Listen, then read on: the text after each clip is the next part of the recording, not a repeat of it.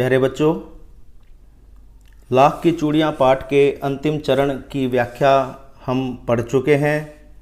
अब हम उसी अंतिम चरण में आई हुई व्याकरण पर चर्चा करेंगे। मैं इस पाठ को फिर से दोबारा पढ़ता हूँ, आप देखते जाएंगे कहाँ कहाँ व्याकरण का किस प्रकार प्रयोग हुआ है।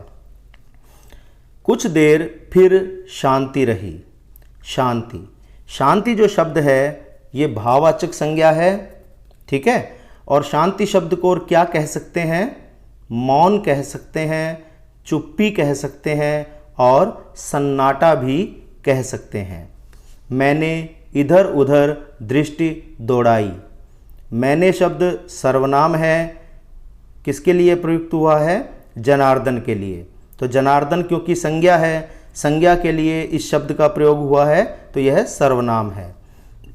इधर उधर, आप देखिए इधर उधर दो शब्द हैं। वैसे तो इसमें गलती से इधर इधर लिखा हुआ है, ये होना चाहिए इधर उधर, ये गलती से लिखा हुआ है, आप इसको ठीक कर लेना। तो इधर उधर के बीच योजक चिन्ह का प्रयोग हुआ है और इसका जब विग्रह करेंगे तो बनेगा इधर और उधर। यहाँ द्वंद्व समास है, ठीक है। ये द्वित्व शब्द नहीं है। द्वित्व शब्द तब होता है जब एक ही शब्द दूसरी बार भी आ जाता है, ठीक है। आगे देखिए, न तो मुझे उसकी मचिया ही नजर आई न ही भट्ठी।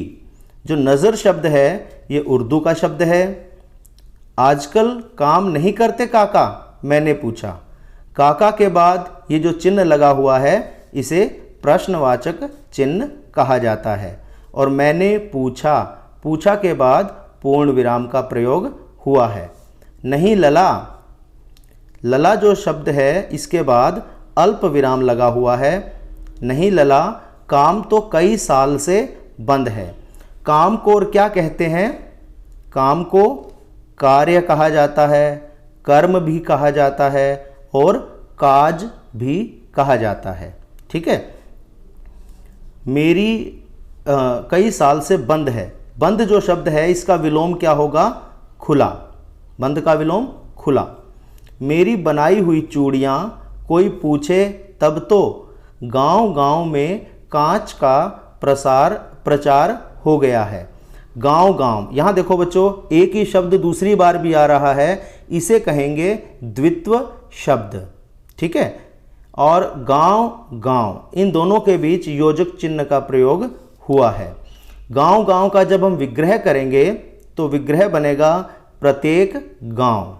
ये इसका अर्थ है। जो अर्थ होता है वही उसका विग्रह होता है, ठीक है। और यहाँ अव्ययी भाव समास होता है। एक समास है अव्ययी भाव समास, ये आपको आगे जाकर समझ में आएगा। गांव गांव में कांच का प्रचार हो गया है। मैंने पिछली वीडियो में भी बताया था कि जो कांच शब्द है ये जातिवाचक संज्ञा है। वह कुछ देर चुप रहा फिर बोला। तो ये वह शब्द किसके लिए आया है? बदलू के लिए। बदलू संज्ञा है और संज्ञा के लिए वह शब्द आया तो वह सर्वनाम हुआ, ठीक है। चुप रहा, रहा के बाद अल्प विराम, फिर बोला, इसके बाद भी अल्प विराम, ठीक है। मशीन युग है न यह लला। तो मशीन जो है यहाँ पर विशेषण का कार्य कर रहा है क्योंकि यह युग की विशेषता बता रहा है कि यह युग कौन सा युग है? मशीन युग है। तो मशीन यहाँ विशेषण है। वैसे ये शब्द यहाँ मशीन नहीं होना चाहिए था, यहाँ ज़्यादा अच्छा शब्द होता मशीनी, ठीक है। मशीनी युग है, हर जगह मशीनी युग आना चाहिए था, लेकिन यहाँ मशीन दे रखा है तो मशीन भी यहाँ विशेषण का ही कार्य कर रहा है, ठीक है। और मशीन जो शब्द है वो अंग्रेजी का शब्द है। लला के बाद जो चिन्ह आया है ये आप देख रहे हैं, पूर्ण विराम के नीचे जब बिंदु लगा देते हैं तो वह विस्मयादि बोधक चिन्ह होता है, ठीक है। आजकल सब काम मशीन से होता है, खेत भी मशीन से जोते जाते हैं और फिर जो सुंदरता कांच की चूड़ियों में होती है लाख में कहाँ संभव है। ये जो सुंदरता शब्द है यह भाववाचक संज्ञा है, ठीक है। और जो लाख शब्द है, लाख एक पदार्थ है, यह द्रव्यवाचक संज्ञा में आता है, ठीक है। इसे आप जातिवाचक संज्ञा में भी ले सकते हैं और ज़्यादा अगर आप गहराई से समझना चाहें तो यह द्रव्यवाचक संज्ञा में आता है। ठीक है, आगे देखिए, लेकिन कांच बड़ा खतरनाक होता है, बड़ी जल्दी जल्दी टूट जाता है, मैंने कहा। खतरनाक शब्द उर्दू का शब्द है। नाजुक तो फिर होता ही है लला, नाजुक भी उर्दू का शब्द है और लला के बाद विस्मयादि बोधक चिन्ह का प्रयोग हुआ है। इसे संबोधन चिन्ह कहेंगे क्योंकि यह संबोधन के बाद आया है। कहते कहते, यहाँ कहते कहते के बीच योजक चिन्ह है और ये द्वित्व शब्द कहलाएंगे। उसे खांसी आ गई और वह देर तक खांसता रहा। बच्चों, ये जो चंद्र बिंदु लगता है, जैसे खांसी शब्द पर लगा हुआ है, ऊपर कांच शब्द पर लगा हुआ था, या यहाँ खांसता शब्द पर चंद्र बिंदु लगा हुआ है, इस चंद्र बिंदु को अनुनासिक कहा जाता है। आप याद रखेंगे, चंद्र बिंदु को अनुनासिक कहा जाता है। अनुनासिक का ये चिन्ह होता है चंद्र बिंदु। ठीक है, मुझे लगा उसे दमा है। दमा जो शब्द है बच्चों, ये उर्दू का शब्द है। दमा को अंग्रेजी में अस्थमा कहा जाता है। ठीक है, अवस्था के साथ साथ उसका शरीर ढल चुका था। यहाँ जो शरीर शब्द आया है, इसके पर्यायवाची हम बात करेंगे। शरीर के पर्यायवाची क्या होते हैं? तन, देह, काया, गात, ये शरीर के पर्यायवाची हैं। ठीक है, उसके हाथों पर और माथे पर नसें उभर आई थीं। जाने कैसे उसने मेरी शंका भांप ली और बोला। बोला के बाद अल्पविराम है और उसके बाद ये उद्धरण चिन्ह है, जो मैंने आपको पिछली वीडियो में भी बताया था कि जब कोई कही गई बात होती है उसको उद्धरण चिन्ह में बंद किया जाता है। तो ये उद्धरण चिन्ह यहाँ से शुरू हो रहे हैं और दूसरी लाइन के बाद जाएगी शब्द के अंत में उद्धरण चिन्ह बंद हो रहे हैं। ठीक है, तो यहाँ देखिए, दमा नहीं है मुझे, फसली खांसी है। यानी कैसी खांसी है? फसली खांसी है। ये खांसी की विशेषता बताई गई है। तो फसली जो शब्द है यहाँ विशेषण का कार्य कर रहा है, क्योंकि ये खांसी शब्द की विशेषता बता रहा है। ठीक है, यही महीने 2 महीने से आ रही है। महीने 2 महीने, यहाँ आप देखेंगे 2 योजक चिन्ह लगे हुए हैं। आगे देखिए, 10-15 दिन में ठीक हो जाएगी। 10-15 के बीच योजक चिन्ह है और 10-15 का जो विग्रह होगा, जो इसका अर्थ निकलेगा, वो होगा 10 से 15 तक। यहाँ द्वंद्व समास है। ठीक है, आगे देखिए, मैं चुप रहा, मुझे लगा उसके अंदर कोई बहुत बड़ी व्यथा छिपी है। अंदर का विलोम क्या होता है? बाहर। और आगे व्यथा जो शब्द आया है, व्यथा को और हम क्या कह सकते हैं? व्यथा को पीड़ा, दुख, कष्ट, वेदना या तकलीफ भी कहा जाता है। ठीक है, मैं देर तक सोचता रहा कि इस मशीन युग ने कितने हाथ काट दिए हैं। देखो बच्चों, हाथ काटना का मतलब ये नहीं है कि सच में ही किसी के हाथ काट दिए। जब शब्दों का अर्थ वो ना हो जो हमें सीधा सीधा दिखाई देता है, उसका कोई और अर्थ होता है, तो वहाँ शब्द मुहावरों का कार्य करते हैं। तो यहाँ हाथ काटना मुहावरा है। हाथ काटना का अर्थ है बेरोजगार कर देना, रोजगार छीन लेना, काम धंधा ठप कर देना। तो यहाँ हाथ काटना मुहावरा है। ठीक है, कुछ देर फिर शांति रही जो मुझे अच्छी नहीं लगी। आम की फसल अब कैसी है काका? ये जो आम शब्द है ये जातिवाचक संज्ञा है, फसल शब्द भी जातिवाचक संज्ञा है। काका के बाद प्रश्नवाचक चिन्ह का प्रयोग हुआ है। ठीक है, कुछ देर पश्चात मैंने बात का विषय बदलते हुए पूछा। अच्छी है लला, बहुत अच्छी है, उसने लहककर उत्तर दिया और अंदर अपनी बेटी को आवाज़ दी।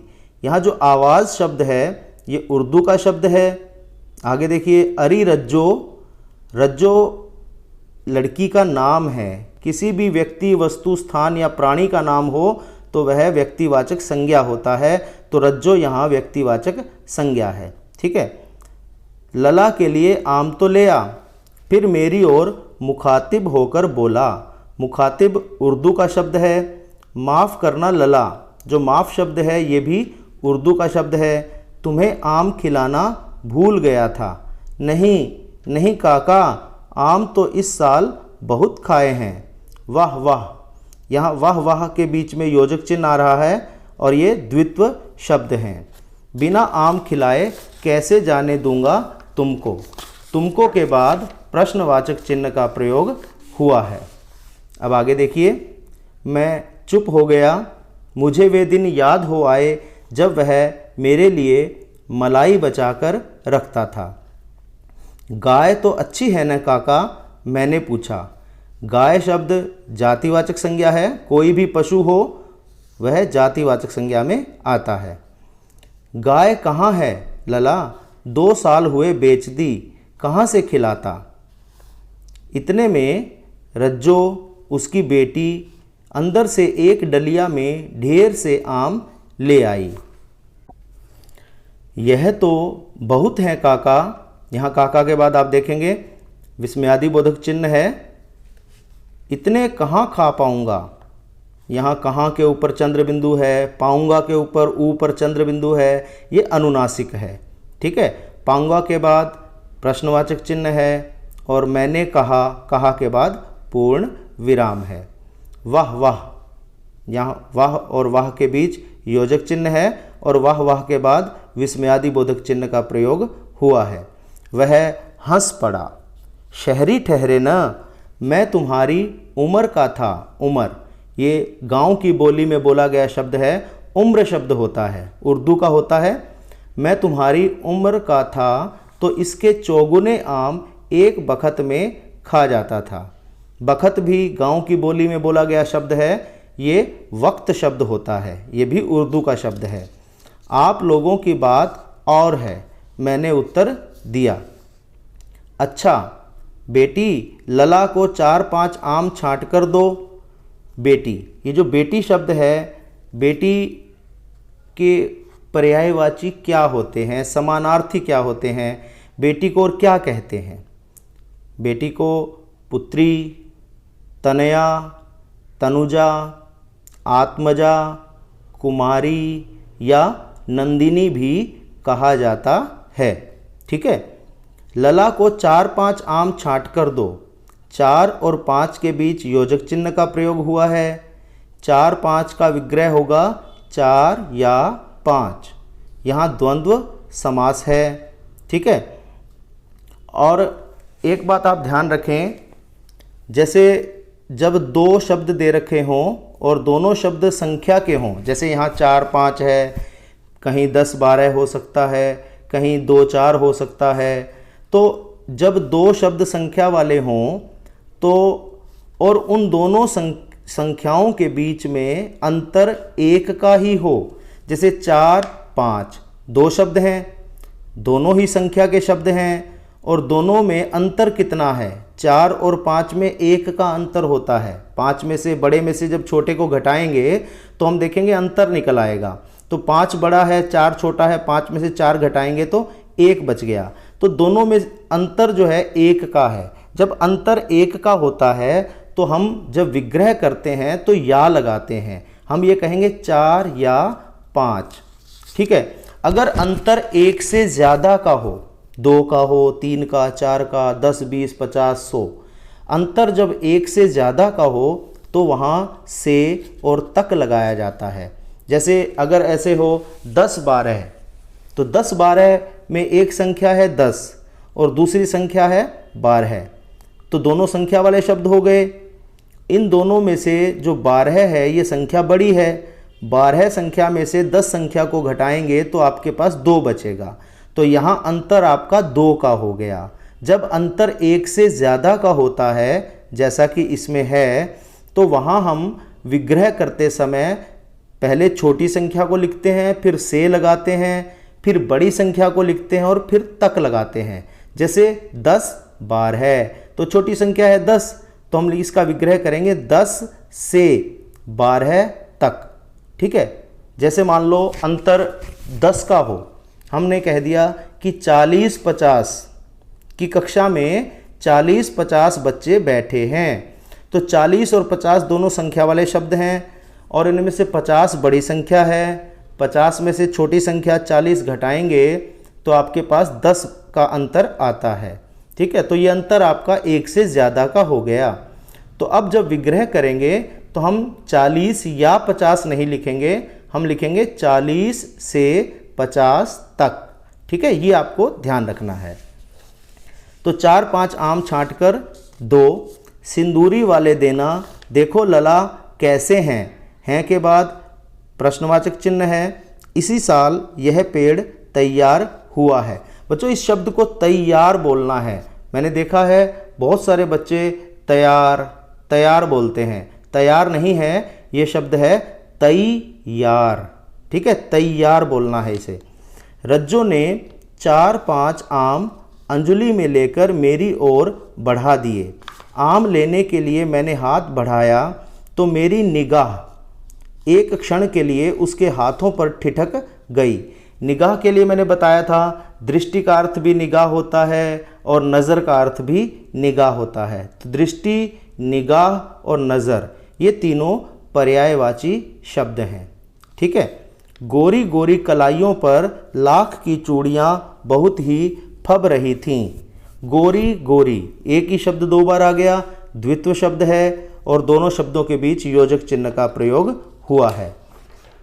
बदलू ने मेरी दृष्टि देख ली और बोल पड़ा, यही आखिरी जोड़ा बनाया था ज़मींदार साहब की बेटी के विवाह पर। विवाह को ब्याह या शादी भी कहा जाता है। 10 आने पैसे मुझको दे रहे थे। मुझको सर्वनाम है क्योंकि ये बदलू के लिए आया है, ठीक है। मैंने जोड़ा नहीं दिया, मैंने शब्द भी सर्वनाम है क्योंकि ये बदलू के लिए आया है। कहा शहर से ले आओ। मैंने आम ले लिए और खाकर थोड़ी देर पश्चात चला आया। मुझे प्रसन्नता हुई। प्रसन्नता शब्द भाववाचक संज्ञा है कि बदलू ने हारकर भी हार नहीं मानी थी। उसका व्यक्तित्व, जो व्यक्तित्व शब्द है बच्चों, ये भी भाववाचक संज्ञा है। व्यक्तित्व शब्द व्यक्ति शब्द में त्व प्रत्यय जोड़कर व्यक्तित्व शब्द बना है और ऊपर जो प्रसन्नता शब्द था ये भी प्रसन्न शब्द में ता प्रत्यय जोड़कर बना है, ठीक है। उसका व्यक्तित्व कांच की चूड़ियों जैसा न था कि आसानी से टूट जाए। आसानी का मतलब सरलता से, आसानी का विलोम क्या होगा? कठिनाई, ठीक है बच्चों। तो अब आपने लाख की चूड़ियाँ पाठ के जो अंतिम भाग था उसकी व्याख्या भी पढ़ ली और अब आपने व्याकरण के पहलुओं पर भी बातचीत कर ली। मुझे उम्मीद है बच्चों आप लोगों को ये सारी चीज़ें अच्छे से समझ में आई होंगी। मैंने अपनी तरफ से भरपूर कोशिश की है कि आपको पाठ की हर एक छोटी से छोटी, बड़ी से बड़ी बात को बहुत बारीकी से समझाऊं।